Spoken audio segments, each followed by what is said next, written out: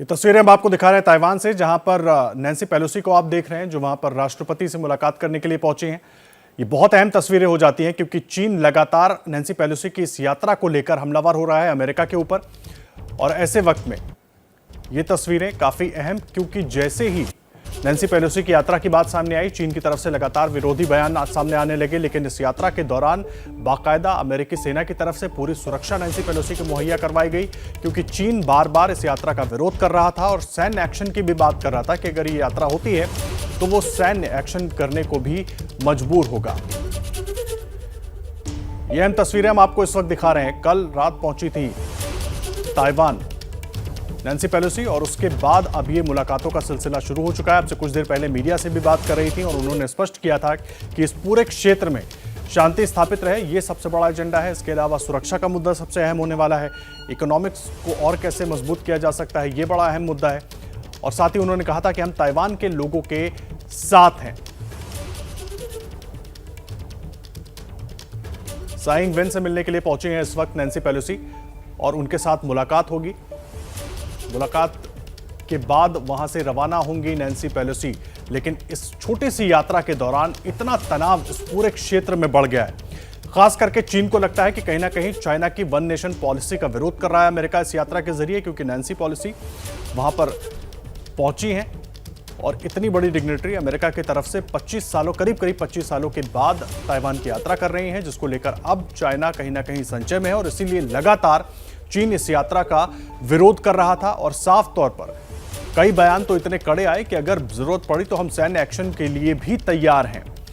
और जैसे ही Nancy Pelosi पहुंची ताइवान, उसके ठीक बाद चाइना की तरफ से ऐलान किया गया कि वो उस पूरे क्षेत्र में 6 अलग अलग जगहों पर बाकायदा लाइव फायर वाली ड्रिल करेगा, युद्धाभ्यास करेगा। और युद्धाभ्यास शुरू भी हो गया, जिसके बाद अब सवाल ये भी है कि जिस वक्त नैन्सी पेलोसी वहां से रवाना होंगी साउथ कोरिया के लिए, तो उनको एयर स्पेस, क्या सुरक्षित एयर स्पेस मिल पाएगा, इस पर क्या स्थिति होगी, ये भी देखने वाली बात होगी। लेकिन इस बीच ये तस्वीरें हम आपको दिखा रहे हैं, साई इंग-वेन से मुलाकात करने के लिए नैन्सी पेलोसी पहुंच चुकी हैं। ताइवान के राष्ट्रपति से ये अहम मुलाकात ऐसे वक्त में जिस वक्त चीन ताइवान को अपना मानता है और उस पर एक तरीके से पूरा कब्जा चाहता है। दूसरी तरफ अमेरिका, जो 1989 में ही चीन को ये एक तरीके से अश्योरेंस दे चुका है कि वो चीन को ही मानता है और ताइवान को भी चीन का हिस्सा मानता है। लेकिन उसके बाद पिछले कुछ सालों में जिस तरीके से बदलाव हुए हैं, वो कहीं ना कहीं सवाल खड़े करने वाले हैं। हमारे साथ हमारे दो सहयोगी आशीष कुमार सिंह जुड़ गए हैं, नीरज राजपूत हमारे साथ जुड़ गए हैं। आशीष, मैं आपके पास आ रहा हूं। तस्वीरें बहुत अहम हो जाती हैं। कल से लगातार जिस तरह से तनाव बढ़ा है, और कल से क्यों, बयानबाजी तो पहले से शुरू हो गई थी, ऐसे में ये तस्वीरें काफी अहम हो जाती हैं। देखिए, निश्चित तौर पर इसके जरिए अमेरिका ये संदेश देने की कोशिश कर रहा है कि चाहे जितना थ्रेटन करना चाहे चाइना, अमेरिका ने अपनी नीति ताइवान को लेकर के अब बदल ली है, तब्दील कर रही है। जिन संधियों का आदर्श अभी आप जिक्र कर रहे थे, जिसके आधार पर चाइना ये क्लेम करता है कि एक ज़माने पहले अमेरिका ने इस बात को मान लिया था कि एक ही टेरिटरी है, चीन हो ताइवान हो, वो एक ही क्षेत्र में आता है, उसमें अब तब्दीली हो गई है। ग्लोबल ऑर्डर में अब बहुत बड़ी तब्दीलियां आ रही हैं और अमेरिका उसको इस्टेब्लिश करना चाहता है इस विजिट से। हालांकि औपचारिक तौर पर हमको ये बात भी अंडरस्कोर करनी चाहिए कि निश्चित तौर पर प्रेसिडेंट बाइडेन की तरफ से ये इशारा किया गया था कि नैन्सी पेलोसी इस विजिट को ना करें। लेकिन हम ये देखते हैं कि ग्लोबल डिप्लोमेसी में कहा कुछ और जाता है, किया कुछ और जाता है। जब आपके देश की तीसरी सबसे ज़्यादा इन्फ्लुएंशियल स्पीकर जो हैं वो वहाँ का विजिट करती हैं, डिस्पाइट आप नहीं चाहते हैं, जैसा कि आप दिखाना चाहते हैं, तो इससे कम से कम ये एस्टैब्लिश होता है कि कहीं ना कहीं यूएस एडमिनिस्ट्रेशन में लोग चाहते हैं कि ये सख्त संदेश चीन को देना इस बार बहुत जरूरी है। जिन एयर एक्सरसाइजेस का आप जिक्र कर रहे थे आदर्श, ये बड़ा दिलचस्प है। ये देखने वाली बात होगी कि देखिए, विश्व समुदाय में जनरली ये मान करके चला जाता है, आपने भी लंबे समय में इस बात को ऑब्जर्व किया होगा कि आप सिविलियन फ्लाइट्स को तो रोक सकते हैं, आप उन पर एयर स्पेस ब्लॉकेट लगा सकते हैं, लेकिन जो वायुसेना के विमान होते हैं, जो सैन्य एयरक्राफ्ट्स होते हैं, उनके खिलाफ किसी भी तरह की कार्रवाई को एक तरह से एक्ट ऑफ वॉर के तौर पर लिया जाता है। ऐसे में एयरफोर्स वन है, इसको हमें नहीं भूलना चाहिए, वो यूएस एयरफोर्स का प्लेन है। चाइना के लिए अपने तमाम एक्सरसाइजेस के जरिए उनको एक एग्जिट साउथ कोरिया की तरफ जाने के लिए नहीं देना, ये मुझे लगता है कि बड़ा डेंजरस गेम हो जाएगा और ये जंग की तरफ कहीं कदम उठाने वाली स्थिति ना पैदा हो जाए। ऐसे में मुझे ऐसा लगता है कि आज संभव है, अगर ऐसे कोई ऑब्स्ट्रक्शन की कोशिश चीन की तरफ से की जाती है, तो हो सकता है कि चीनी पीएलए या चीनी हायर एस्टैब्लिशमेंट और पेंटागन के बीच कोई ना कोई कम्युनिकेशन स्थापित की जाए कि आप ये हरकत मत करिएगा, क्योंकि अगर आपने ऐसा किया तो निश्चित तौर पर स्थिति और वायलेटिव हो जाएगी। एक रूट जरूर होता है मलेशिया का कुआलालंपुर के ऊपर से होकर के नैन्सी पेलोसी के निकलने का, लेकिन वो बहुत ही ज्यादा घूम करके जाना पड़ेगा। उसकी गुंजाइश मुझे कम लगती है। मुझे ऐसा लगता है कि एयर सुपीरियरिटी आज एस्टैब्लिश करने की कोशिश होगी और कहीं ना कहीं दोनों देशों को, हायर एस्टैब्लिशमेंट को एक दूसरे के संपर्क में आना पड़ेगा, क्योंकि फिर से दोहरा दूं, ये एयरफोर्स 1 है, अमेरिकी वायुसेना का विमान है जिसमें ट्रैवल कर रही है नैन्सी पेलोसी। इसको चाइना रोकने की कोशिश करता है तो निश्चित तौर पर स्थिति बहुत ज्यादा टकराव की तरफ बढ़ सकती है। ठीक, आशीष आप हमारे साथ बने रहिए। हमारे साथ खास मेहमान भी जुड़े हुए हैं। हमारे साथ दीपक बोहरा जी जुड़ गए हैं, पूर्व राजनयिक हैं। स्वागत है आपका दीपक जी, बहुत एबीपी न्यूज़ पर। बोहरा जी, सबसे पहला सवाल तो ये कि आप इन तस्वीरों को कैसे देखते हैं? मुलाकात के क्या मायने और क्यों महत्वपूर्ण मुलाकात नैन्सी पेलोसी और ताइवान के राष्ट्रपति की?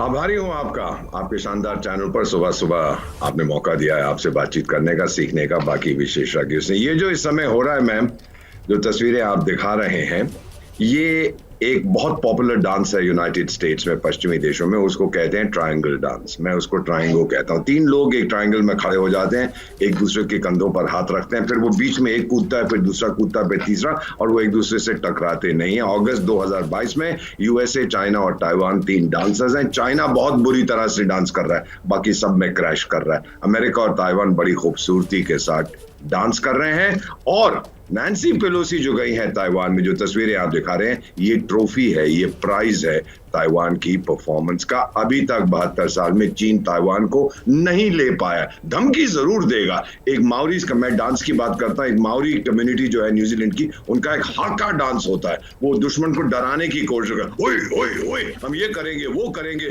गोलियां चलाते हैं, तलवारें हिलाते हैं। चीन वो कर रहा है, कुछ नहीं कर पाएगा मैम, डरा हुआ है, हार गया है। और अब वो, जैसे चीन की परंपरा, एक फेस सेविंग डिवाइस, एक फेस सेविंग आइडिया को ढूंढ रहा है।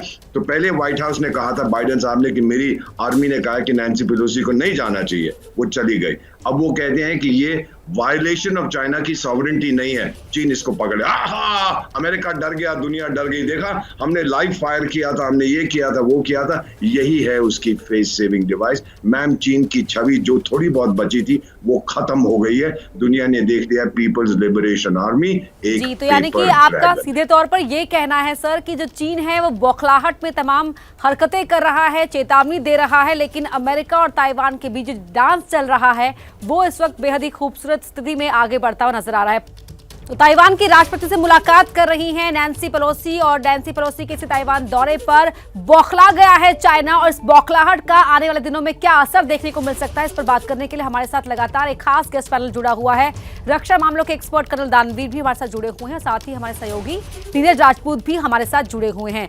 नीरज, नैन्सी पेलोसी के इस दौरे को चाइना ने मेनलैंड चाइना की पॉलिसी के खिलाफ देखा है, और जाहिर तौर पर उसकी बौखलाहट भी नजर आई है उसके युद्धाभ्यास में। आप इन एक्सरसाइज को किस तरह से देख रहे हैं और आने वाले दिनों में किस तरह से इन पूरे हालात को इंटरप्रेट कर रहे हैं? बिल्कुल, देखिए, अब ये बात तो रशिया और यूक्रेन के युद्ध से साफ हो चुकी है कि जो फिजिकल वॉर है वो कोई ऐसी दूर की बात नहीं है, वो रियलिटी है, वो हो सकते हैं। हमने देखा कि यूक्रेन के खिलाफ रशिया ने पहले मिलिट्री एक्सरसाइज शुरू करी थी, पूरी उसके बॉर्डर पर करी।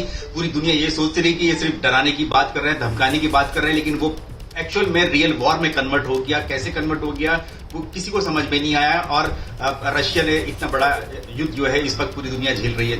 तो इसीलिए इस ताइवान और चाइना की जो मिलिट्री एक्सरसाइज चल रही है, इसको लेकर भी पूरी दुनिया बेहद गंभीर है कि जो चाइना है वो क्या, क्योंकि उन्होंने साफ तौर से, जब बाइडेन की और शी जिनपिंग की 2.5 घंटे लंबी बातचीत हुई थी, तब शी जिनपिंग ने साफ कर दिया था कि do not play with fire, की आंख के साथ ना खेलें। उसके बावजूद भी नैन्सी पेलोसी जाती हैं। बाइडेन कहते रहे कि उनका कोई उनका अधिकार नहीं है नैन्सी पेलोसी को रोकने के लिए, वो उनके अंतर्गत काम नहीं करती हैं, वो सेपरेट एंटिटी हैं यूएस में। तो लेकिन अब जब वो पहुंच गई हैं और जब यूएस चाइना ने मिलिट्री ड्रिल शुरू कर दी है, तो यूएस की जो 7th फ्लीट है, यानी कि पैसिफिक कमांड जो है, वो पूरी तरह से अलर्ट पर है। 4 एयरक्राफ्ट कैरियर इस वक्त जो है वो पैसिफिक ओशन में है। वो इसी वजह से है कि कहीं अगर चाइना ने रोकने की कोशिश की या कोई और घटना हो जाती है नैन्सी पेलोसी के साथ, क्योंकि उनका एयरफोर्स का विमान जो है उनके साथ गया हुआ है, तो पूरी तरह से तैयार है किसी भी तरह की चुनौती से निपटने के लिए। पैसिफिक कमांड और 7th फ्लीट जो अमेरिकी नौसेना की है, तो इसीलिए पूरी दुनिया की निगाहें इसी ओर टिकी हुई है कि कहीं ये एस्केलेट तो नहीं हो जाता है, मिलिट्री एक्सरसाइज कहीं रियल वॉर में तो कन्वर्ट नहीं हो जाएगी। जी नीरज, आप रहे हमारे साथ, तमाम और सहयोगी हमारे साथ जुड़े हुए हैं, आशीष सिंह भी हमारे साथ जुड़े हुए हैं। आशीष, मैं एक चीज़ आपसे समझना चाहूँगा, ऐसे में जो हालात बन रहे हैं और जिस तरीके से ये पूरा विवाद शुरू हुआ और ये विवाद लंबा चलने वाला है, इतनी जल्दी खत्म होने वाला नहीं है, ऐसे में भारत सरकार का स्टैंड अभी तक क्या है? आगे क्या इसमें कुछ बदलाव हो सकते हैं? अभी केवल नज़र रखी जा रही है कि क्या कुछ होता है, उसके हिसाब से आगे अपने स्टैंड में बदलाव या उसको आगे बढ़ाएंगे? देखिए, मुझे ऐसा लगता है कि when it comes to that, अभी तो फिलहाल आदर्श आपने सही कहा कि भारत फिलहाल पूरी स्थिति पे नज़र बनाए हुए है और ये ऐसा ट्रिकी डिप्लोमेटिक इवेंट हो रहा है जिसमें पोजीशन लेने से पहले तमाम ऐसी चीज़ें हैं जिसको फैक्टर इन करना पड़ेगा। बहुत ट्रेड इंटरेस्ट है, भारत और चीन के अपने पारंपरिक रिश्ते भी हैं। ऐसा नहीं है कि you can choose so easily, आप इतनी आसानी से चूज़ कर सकेंगे कि ये खेमा पकड़ करके दूसरे के खिलाफ खड़े हो जाएं। ताइवान एक ऐसा इशू है जिस पे भारत का अपना प्रिंसिपल्ड पोजीशन है। आपने हाल में भारत के एक्सटर्नल अफेयर्स मिनिस्टर का भी इस पे पोजीशन देखा है। लेकिन ये जो है ये टकराव की स्थिति है, ये दो सुपर पावर्स के बीच की लड़ाई है जिसमें आपको बहुत सोच समझ करके तय करना होगा कि आप किस पक्ष को लेते हैं। अमेरिका ने तो एक तरह से ये स्टैब्लिश कर दिया ना आदर्श, जो मैं आपसे पहले बोल रहा था कि वो अब रीडिफाइन करना चाहते हैं अपने ताइवान के प्रति अप्रोच को, और इस वजह से मुझे लगता है कि भारत बहुत सोच समझ के ही इस पे अपनी कोई पोजीशन क्लियर करेगा। क्या मजबूरी है मेरी, बताइए। मैं अभी आपको बताती हूँ कि मैंने ओए होए होए होए, नमकीन के चटकारे लेते हुए टकटकी मार के डिबेट शो को पॉज रिपीट कर करके देख रहे हैं जोगिंदर जी। इनकी तरह आप भी देखें अपनी फेवरेट डिबेट्स को रिपीट कर और डाउनलोड कीजिए एबीपी लाइव ऐप अपने स्मार्ट टीवी पर।